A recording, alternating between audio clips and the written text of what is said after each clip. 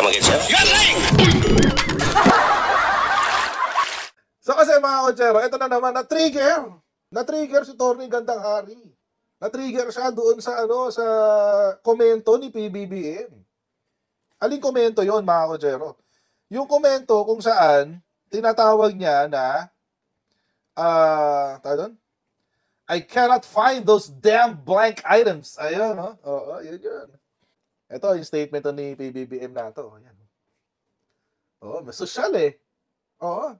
Cannot find those damn blank items. May accent pa. Oo. Kung si Digong yan, putang blank yan, brot. But anyway, so na-trigger siya dito. Oo. Dahil na-trigger siya, naglabas siya ng sarili niyang vlog. Oo, nag-vlog na naman. Si Torny Exile. Oo. By the way, hindi ho siya naka-exile ha. Self-exile ho yan. Bakit? Nagtatago eh. Nagtatago kasi. Oo. Alam niyo, nakakatawa na lang dito. Paano kaya siya nabubuhay? Tagal na ha. Tagal na. Mukhang malaki-laki ang naipon galing sa Pogo. Ayun na nga. Panoorin natin. Parts lang. Kasi, alam niyo naman, hindi natin minsan, minsan, no? Lagi, nakakairitang pakinggan si Torny Gandang Hari kasi. Pero, minsan, kailangan sagutin yung kanyang batikos. Kasi, halatado masyado eh. Halatado ka. Ha, Torny Gandang Hari? Torny Hari Roque? Halatado ka talaga eh. Panoorin natin. Ating junior na presidente, baka mamaya meron na namang sininghot bago magsalita sa harapan naman ng mga abogado. Mantakin ninyo, i-quote ko kung anong sinabi niya ha, kasi baka mamaya sabihin nyo ako'y nag-iimbento lang. Slang pa nga eh. I still can't find those damn blank items. We'll keep looking, but I'm convinced that they simply do not exist. Ba't hindi bagay pag si Harry Roque, no? Parang nawala yung dating. Pag si attorney Harry Roque, next time, pag magko-quote ka ng mga sinasabi ni PB, lagyan mo ng, di ba? Bato! Ganun. Lagyan mo ng konting, di ba? Tigas. Bato! Ganyan. Siyempre, ang sinasabi niya, ang binasa daw niya ay quote-unquote, yung General Appropriations Act. At ang sabi niya, that he has scrutinized the 2025 GAA, reviewing over 4,000 pages of it. Okay? Just last month, I had to read 4,057 pages of the General Appropriation Act for 2025 because I reviewed it, analyzed it, and yes, in parts, vetoed it. I can't find those damn blank items.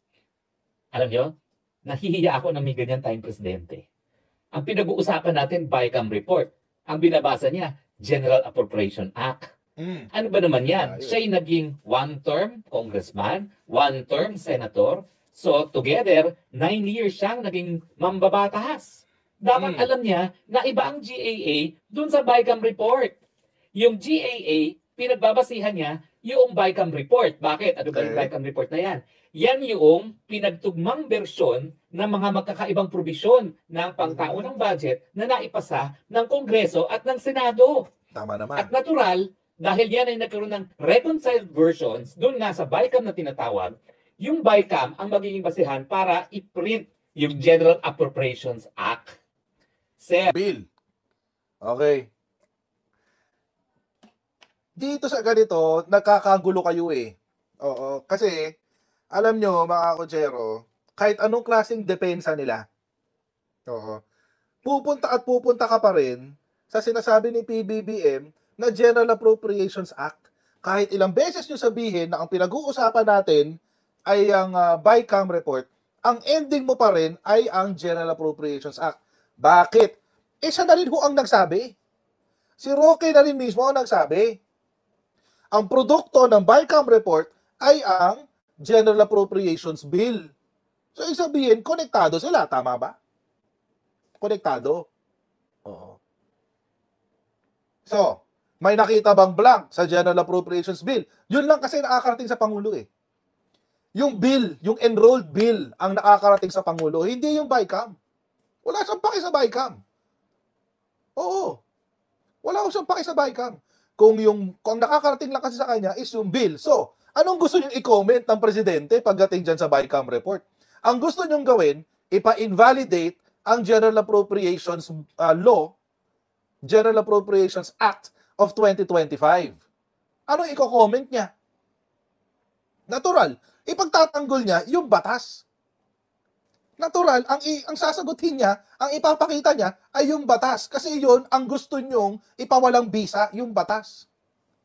So kahit magkomento kayo at sabihin niyo pa ulit-ulit, hindi naman yan ang sinasabi ni Ungab. Ang sinasabi niya ay yung yung BICAM report, etc., etc. Ano, kayo na rin mismo nagsasabi Ano ba yung resulta ng GAB, General Appropriations Bill? Kayo na rin mismo nagsasabi, yung BICAM report. Hindi ba? Obviously, napahiya kayo. Kaya kayo ngayon naghahanap ng lusot. Napahiya kayo Napahiya kayo So ngayon, ang lusot nyo, hindi naman ipinapaano yung batas Ang tinitingnan natin, ang nirereklamo yung BICAM report. So, wala pala kayong kaso. Di ba? Nagpunta pa kayo ng Supreme Court. Hindi nyo pala kino-question yung batas. Ang kino-question nyo, yung BICAM report. Ba't pa kayo nagpunta ng Supreme Court? You just wasted your time. Bakit? Ba't ayusin ko yung pag-post? Kasi hindi ko naman sinadya, kayo naman. Nagkataon lang. Normal sa kanya yan. Yan yung normal niya. Ayun, mga kutsero. Natural lang komentan ni PBBM ay yung General Appropriations Act. Kasi, yun ang nakarating sa kanya. Hindi naman yung BICAM Anong pa kanya sa BICAM? Kahit 50 beses mong basahin yung 4,000 pages na yan, wala ka talagang makikitang blank sa GAA o sa General Appropriation Act. Dahil sinabi naman ni Congressman Ungab. See? So kahit 50 times pala basahin yan, wala makikitang blank. So why is it invalid? Ano pinaglalaban nyo? Na malinaw na sinusugan nino. Unang-una, ni Senator Bato. Pangalawa, talaga ang gagawin mong reference sa amin si Senator Bato? Na para sa kanya, pag merong butas ng puncher, valid ang isang dokumento? Come on! Come on! Diyos ko naman. Kwento mo sa pagong. Nung Manuel na patawarin na natin siya dahil siya ay miyembro ng Alam Nyo Na. Pangatlo, si dating Presidente Gloria Macapagal Arroyo. Pang-apat, yung reporter ng UNTV na kumuha ng certified true copy doon sa Senado ng BICAM report. Hindi na po makakailaya. Bakit? In-email po yan sa lahat ng mambabatas. Pakita natin yun, yung in-email sa lahat ng mambabatas. May kopya ako nun. Di ba? Finally, nakakuha ko. Alam niyan, tagal kong hinanap yan. Hirap na hirap akong hanapin to.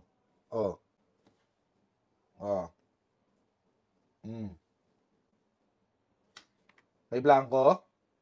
May nakikita kayong blank? Sa page 1 to 13? May blanco? May blanco? May blanco kayo nakikita? Wala kayong blanco makikita dyan. Wala ho kayong blanco makikita dyan. Ito yung BICAM report. May blanco kayo nakikita? Wala kayong blanco makikita dyan. Wala kayong blanco makikita dyan. See? Dinadaanan ko na for the benefit of Harry Roque. Wala kayong makikita blank dyan. May nakita kayong blank? Sa page 1 to 13? Tapos na nga yung dokumento pagdating mo sa page 15, 14-15. Tapos na yung dokumento. Ano na itong nandito? Annex na lang to, amendments to special provisions. Wala nang kwenta yan.